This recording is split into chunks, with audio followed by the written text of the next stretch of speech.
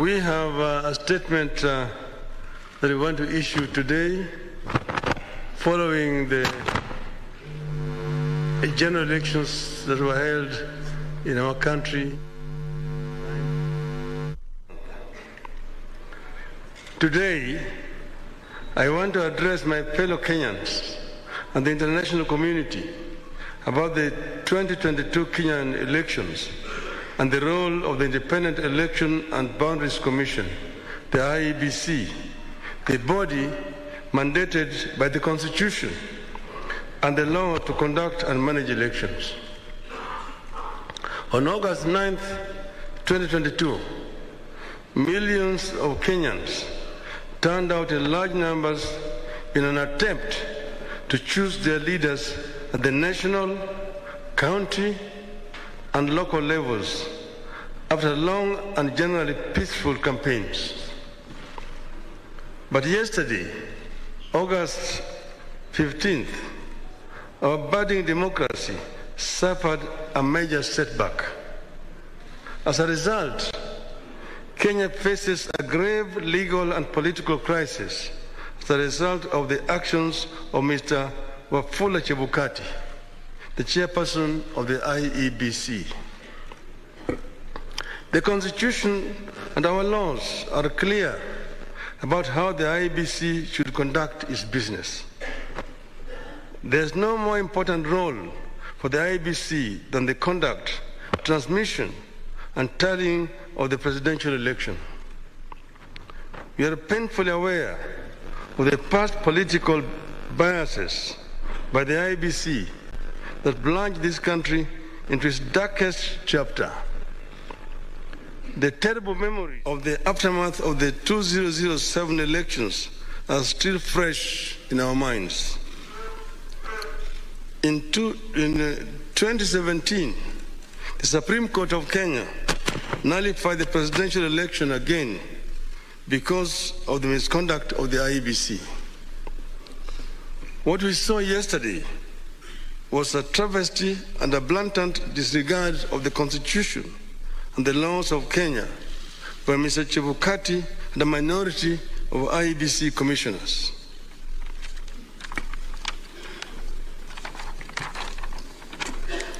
The law is clear on the role of the chairperson of the IEBC. The law does not vest in the chairperson the powers of a dictator to rule the IEBC unilaterally. The IEBC is structured as a democratic institution in which decisions must be taken either by consensus or by a vote of the majority. The chairperson and a tiny minority of commissioners have no legal authority to take weighty decisions and proclaim them as the rulings of the IEBC. The law on the IEBC provides that unless a unanimous decision is reached, a decision on any matter before the Commission shall be by a majority of the members present and voting. I want to repeat. Unless a unanimous decision is reached, a decision on any matter before the Commission shall be by a majority of the members present and voting.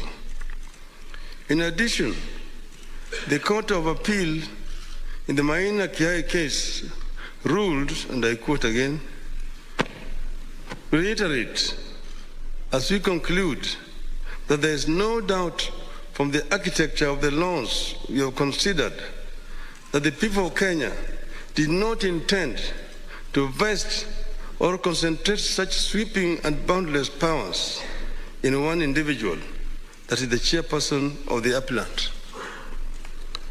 That is why I and Azimio La Umoja One Kenya and the nation at large were shocked yesterday to learn that Mr. Chebukati alone decided to pronounce himself on the supposed winner of the 2022 presidential elections.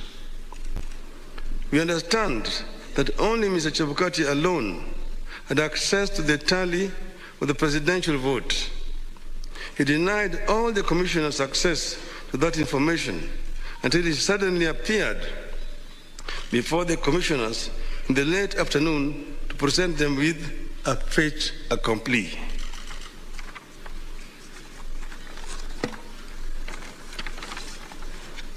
Barely 2 hours before his announcement, Mr. Chebukati called a meeting of the IEBC and revealed to them the different results he was going to announce. 4 of the 7 protested Mr. Chebukati's actions. But Mr. Chebukati, whose mind appeared made up, did not entertain any discussion of the results, precipitating a walkout by a majority of the commissioners who promptly denounced the results at a press conference. We know what happened next. A majority of the commissioners walked out and held a press conference where they denounced the results. Our view in Azimio is clear. The figures announced by Mr. Chebukati are null and void.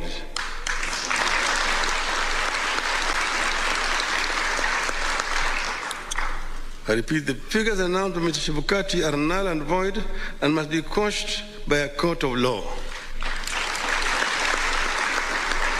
In our view, there is neither a legally and validly declared winner nor a president-elect.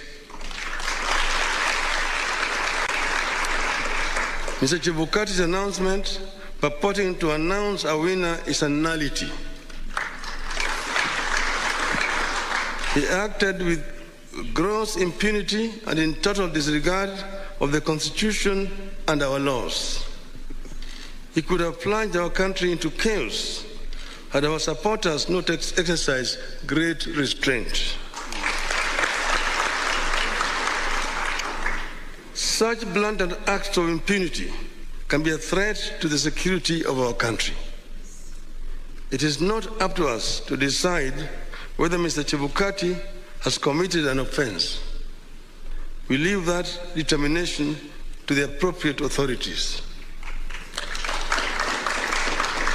But for avoidance of doubt, I want to repeat that we totally and without reservations reject the presidential results announced yesterday by Mr. Chebukati.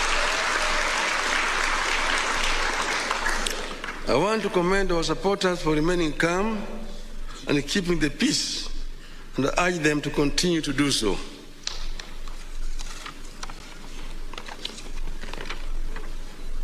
Let no one take the law into their own hands. We are pursuing constitutional and lawful channels and processes to invalidate Mr. Chebukati's illegal and unconstitutional pronouncement. We are certain that justice will prevail. I want to further commend the heroism of the 4 commissioners, the majority of the IEBC, who stood up to the bullying and the illegal conduct of Mr. Chebukati. We are proud of them and ask them not to fear anything. Kenyans are with them. Today, I do not want to fully address our strategies going forward, but suffice it to note that we will be pursuing all constitutional and legal options available to us. We will do so because we regard the many flaws in the elections and the wrongs committed by the IEBC as fatal to the process and the outcome announced by Mr. Chebukati. We urge Kenyans and the friends and partners of Kenya abroad to stand tall and be counted as we seek to advance the ideals of democracy and an open society that we have always stood for. We will pursue justice for our supporters and for all Kenyans so that their choices are respected and honored. May God bless you and may God bless Kenya.